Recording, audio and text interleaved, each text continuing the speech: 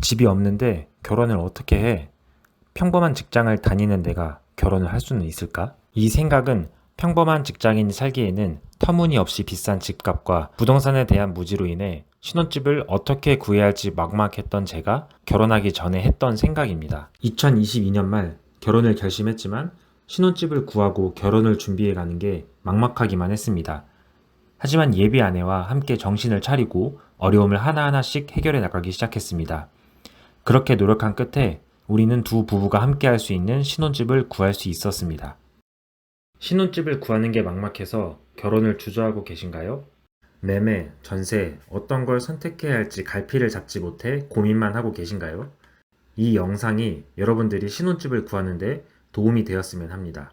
그럼 지금부터 신혼집 구하는 방법에 대해 알려드리겠습니다. 신혼집을 구하려고 하면 가장 먼저 부딪히는 단계가 있습니다.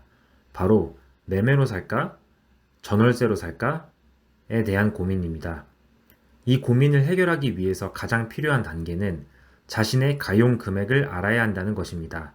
내가 매매를 하고 싶어도 살고 싶은 집에 들어갈 자금이 없다면 매매는 불가능할 것입니다. 두 예비 부부의 예산을 파악하고 그 예산 중에서 신혼집에 어느 정도 금액을 쓸 수 있는지 알아야 거주 유형을 결정할 수 있습니다. 하고 싶은 게 아니라 할 수 있는 걸 현실적으로 파악해야 합니다. 그럼 가용 금액은 어떻게 파악할 수 있을까요?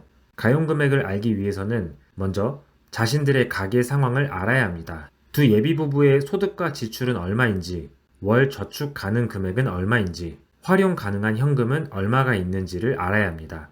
가용 금액을 계산하기 위해서는 먼저 두 부부의 소득과 자산을 파악해야 합니다. 소득은 월 급여, 상여금, 부수입으로 구분합니다. 예랑이와 예신이의 소득을 파악해 총 합계 금액을 계산합니다. 다음으로 현재 두 예비 부부의 자산을 파악해 봅니다. 자산은 부동자산, 유동자산, 부채로 나눌 수 있습니다. 부동자산은 다시 부동산, 노후 대비를 위한 연금 등으로 나눌 수 있습니다. 유동자산은 실제 현금화할 수 있는 돈으로 예적금, 주식 등이 있습니다. 마지막 부채에는 주담대, 전세대출, 신용대출 등이 해당됩니다.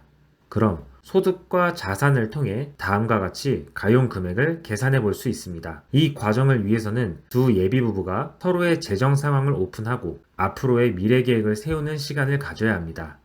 저는 이 시간이 경제적인 부부가 되기 위한 첫 걸음마라고 생각합니다. 가용자금 파악이 끝났다면 매매, 전월세에 대해 어느 정도 결정이 되었을 겁니다. 첫 번째, 매매.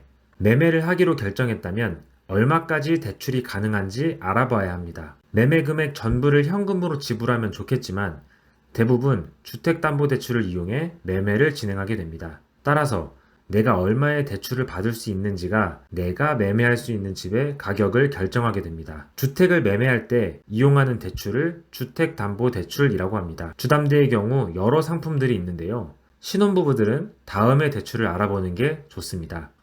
첫 번째, 신혼부부 전용 구입자금. 두 번째, 내 집 마련 디딤돌 대출. 세 번째, 신생아 특례 대출. 네 번째, 특례 보금자리론. 마지막, 일반 대출입니다. 이 중에서 각자의 상황에 맞는 대출을 잘 활용하시기 바랍니다. 두 번째, 전월세입니다. 전세를 구할 때도 보통 전세자금 대출을 활용하게 되는데요. 전세자금 대출도 주담대와 마찬가지로 여러 대출 상품이 있습니다. 첫 번째, 신혼부부 전용 전세자금 대출. 두 번째, 신생아 특례 버팀목 대출. 세 번째, 일반 대출입니다. 각자 상황에 맞는 대출을 이용하는 걸 추천드립니다. 이렇게 첫 번째 영상으로는 신혼집으로 매매를 할지 아니면 전월세를 해야 할지 알려드렸습니다. 많은 신혼부부들이 이 과정에서 고민을 하면서 더 나아가지 못하는 경우가 있는데요. 사실 신혼집을 구하는 과정에서 가장 중요하지만 가용자금 계산만 잘하면 가장 쉬운 부분이라고 생각합니다. 신혼집을 구하기에 앞서 두 예비 부부가 서로의 경제 상황을 오픈하고 앞으로의 미래를 그려나가는 시간이 되었으면 합니다. 그럼 다음 시간에는 신혼집의 위치를 정하는 방법에 대해 알려드리겠습니다. 영상이 도움되셨다면 구독과 좋아요 부탁드립니다.